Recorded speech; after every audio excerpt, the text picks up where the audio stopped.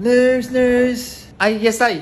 Ano po yun, tay? Ay, nurse, dudumi ako. Ay, sige, tay. Dumi lang kayo, tay. Naka-diaper naman po kayo. Ay, nurse, gusto ko sa CR. Di ako makadumi sa diaper. Ay, tay, di po pwede. Naka-complete bed rest po kasi kayo without bathroom privilege. Ibig sabihin po yun, di kayo pwedeng kumilos-kilos, lalo na po yung pupunta kayo ng CR para dumumi. Nurse, malakas na ako. Di na sumasakit ang dibdib ko. Kaya ko na nga tumakbo. Sige na nga, tay. Kuha lang po ako ng wheelchair, ha? Nurse, wag na. Lakarin ko na lang. Malapit na yung CR, oh. Assist mo na lang ako sa mga dextrose. Tay, mag-wheelchair na po kayo. Kailangan nyo po yan. Nurse, maglalakad na lang ako. Anong tingin mo sa akin? Mahina?